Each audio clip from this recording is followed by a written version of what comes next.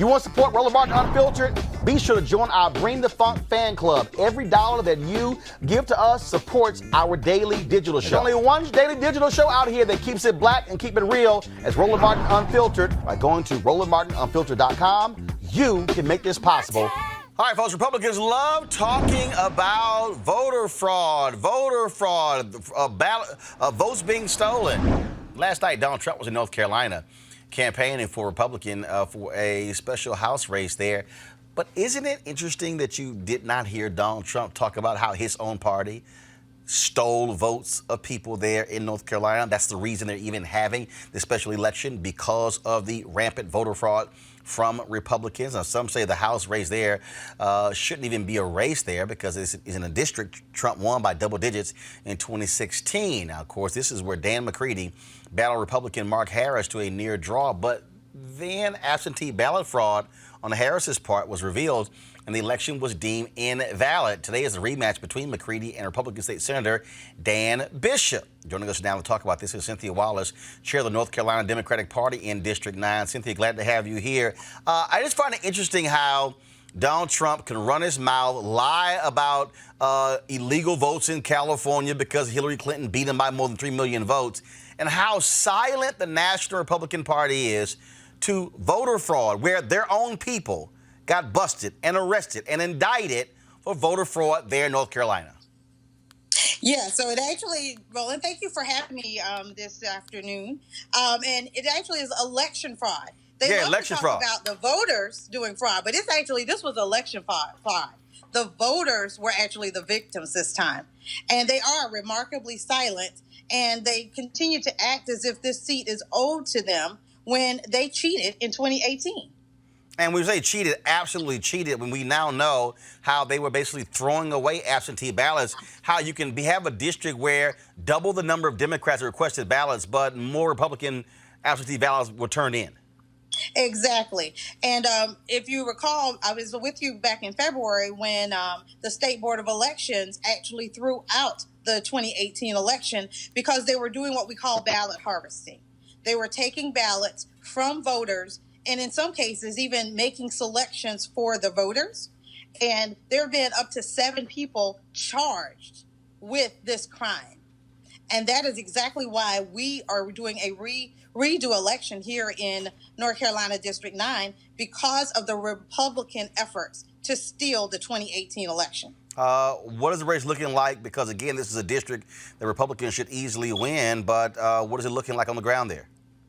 So I've been out quite a bit today, visiting multiple precincts around the county in Mecklenburg, which is the southeastern portion, which when they did the gerrymandering, they were hoping to take out and bring in the most Republican part of Mecklenburg County.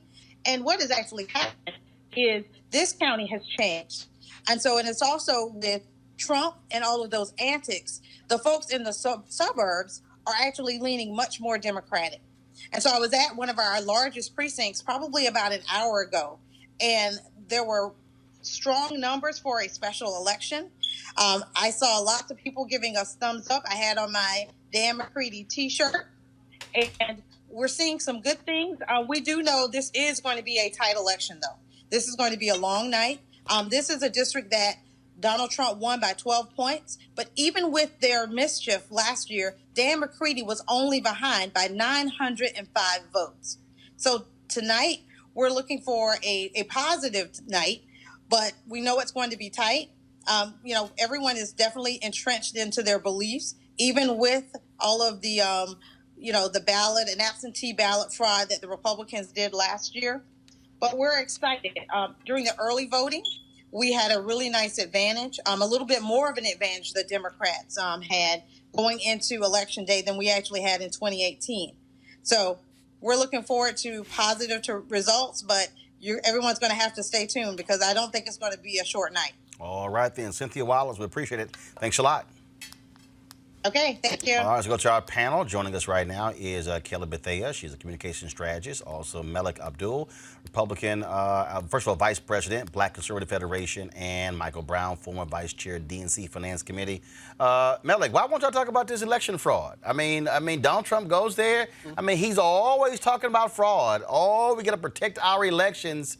And I keep trying to explain to you, your folks in North Carolina are something special, how evil and fraudulent they are. They literally were trying to steal elections down there. Well, surely you can't be surprised that a president or any politician is not talking about things that paint their party in a negative. Oh, no, but of all people, your guy, the guy you voted for, the guy you said you're going to vote for again, he is always talking about protect our elections, election fraud, voter fraud, but he's real silent. Roland McDaniel, real silent. Of course. Lindsey Graham, silent. Tom Tillis, Barr, silent. Of course. And so again, what? So election or voter fraud only matters if they think it happens from Democrats? Well, we know that's how politics works. No, but I'm asking you.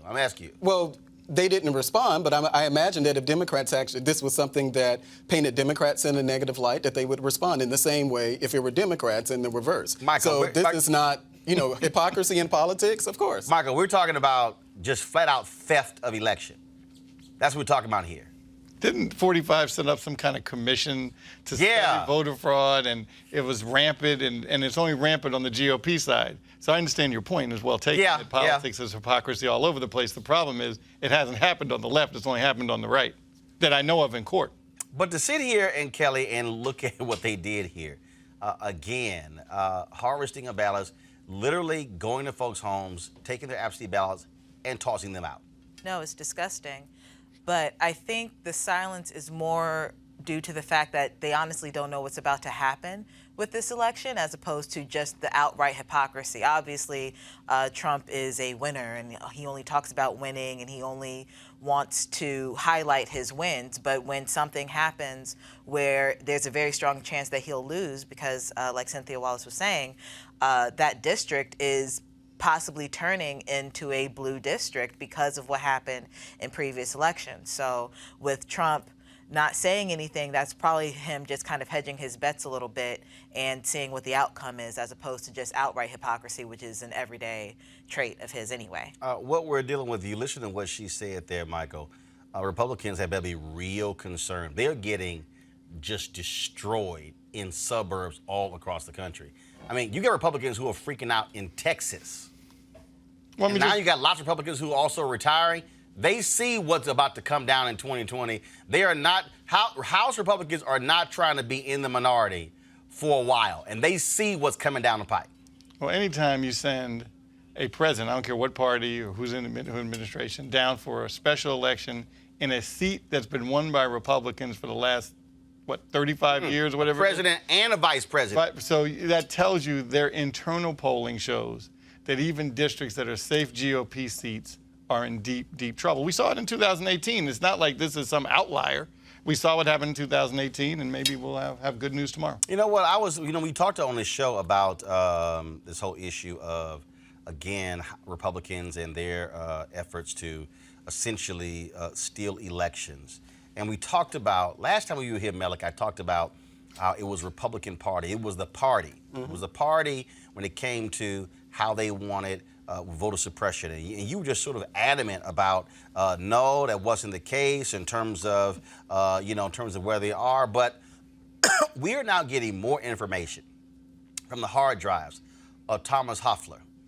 He, of course, the Republican who died, who was the one who was their chief guy when it comes to gerrymandering all across this country. And first of all, we only know about his hard drive because his estranged daughter got a hold of the computer and found these files. Now they are being used in these court cases. We saw this ruling in the North Carolina courts, nearly 400 pages where it broke it down. And now we know from his own records how he was factoring race into how these districts were being drawn. And I kept telling you that this is a party-wide deal. You kept saying, no, no, no. But it's amazing how state party after state party after state party and national Republicans were hiring him to draw their maps. it is clear that it is Republican Party, they're playing by the Republican Party to not only use race to draw these gerrymandered districts, but also it was by design to suppress the vote. It's not even in question now because it wasn't like it was one state.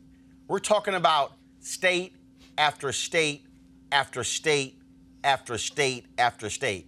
So how can you still deny that it's the Republican Party's goal to have voter suppression? Well, I don't think that. I mean, we're talking about what was on someone's hard drive. No, not someone. The guy who... I'm not familiar with him, so I really can't. You're not familiar with Tom Huffler? No, I'm not. Okay, are you not familiar with the census case when the question was asked about citizenship? Mm-hmm. He was the one who told the Trump administration to put that on. We know that because of the hard drive. Yeah, Are you not familiar with the cases dealing with political gerrymandering? Which one?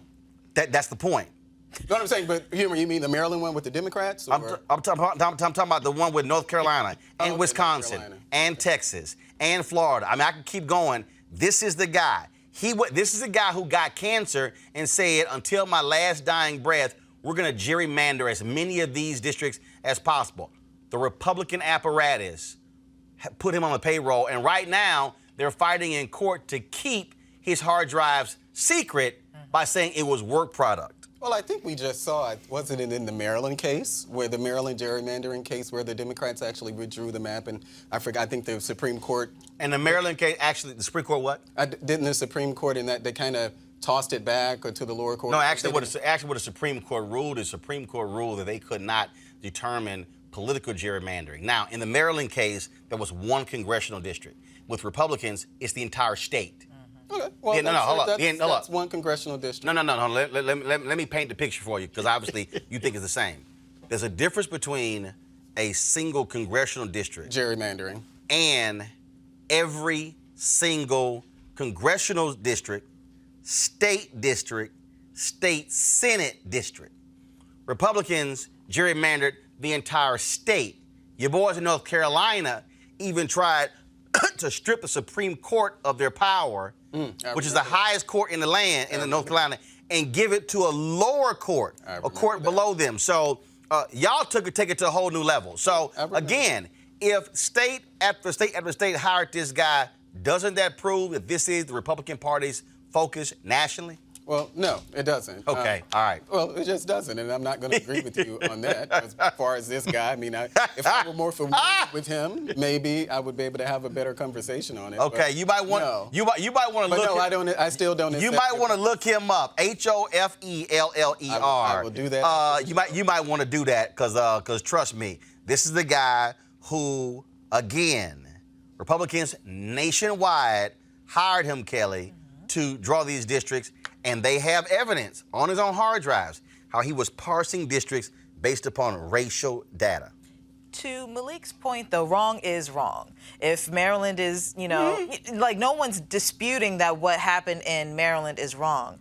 What we are establishing is an MO of the Republican Party to gerrymander entire states. Right, the whole state. The entire state. And the difference between that, Melik, is that the Democrats don't have that MO.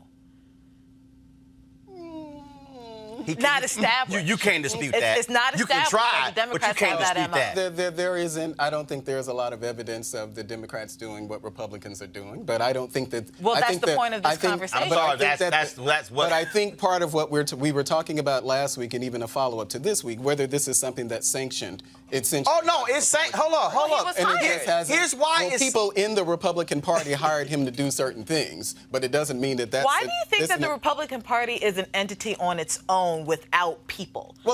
People make up the Republican Party. Right. But just because, for instance, we can just throw out something like, to say that, well, there are Democrats who support abortion. And this is something that the Democrats support, like their evidence to support that, well, Democrats actually do support like killing babies or something. I mean, that's not the position of the Democratic Party is not to kill babies, but that's a consequence of what. But Melik, we have a guy who was hired in Massachusetts, Mississippi, Alabama, Virginia, North Carolina, state after state after state. So again, I'm just trying to understand what the hell are you talking about. This is the guy who also was about one who split North Carolina A&T in half to ensure a Democrat wouldn't win. Split a black college in half. North Carolina. So at A&T, you can be on one side of the street and you in one congressional district, and then the other one. That I remember. This is the guy who actually did it. Yeah, well, and it was all by design to dilute black voting power. Well, I knew about the case. I didn't know that's. This is the guy. This is the guy. Yeah, I mean, I didn't know that. You can't fault me for what I didn't know. I'm just saying. But I definitely remember that case, though. Yeah, this is the guy. And also, you keep saying how a Republican hired him. Yeah, but you have Republican organizations who want to keep his files secret. Well, I would imagine so. Again, we're getting back to the whole hypocrisy argument. No one's going to want any information that comes out publicly that paints them in a bad light. I don't think that's. It shouldn't be that much of a surprise that that's something that the Republican people want to hide. Whatever information he has on his hard drive, that doesn't surprise me. Okay. It just doesn't. Gotcha. All right, folks, back to our Roland Martin Unfiltered video in just one moment. All right, folks, you heard me talk a lot about marijuanastock.org. Why? Because I want to keep you informed of investment opportunities that make sense. We've all watched the growth of the cannabis industry. A recent report by New Frontier Data estimates the global cannabis market at more than $340 billion. Of course, marijuana legalization is sweeping the country state by state. We know that marijuana has a good cousin, the hemp plant, with a much higher concentration of CBD. That means hemp gives you all the medical benefits of marijuana without getting you high. Until recently, hemp farming was practically illegal in the U.S. and heavily regulated by the DEA. However, the 2018 Farm Bill recently passed in Congress, making it legal to grow hemp CBD in the U.S. and creating one of the largest commodities worldwide. They need land to grow all of the plants. Folks, this is simple. It's an incredible investment opportunity. And that's where our good friends at 420 Real Estate come in. Their business model is simple. They buy land that supports hemp CBD grow operations and lease it to licensed, high-paying tenants. They are hemp CBD landlords, and you can get in on the action. Now, what they've done for the folks at Roland Martin Unfiltered is allow for you to make a minimum investment of $200. The initial investment was $500.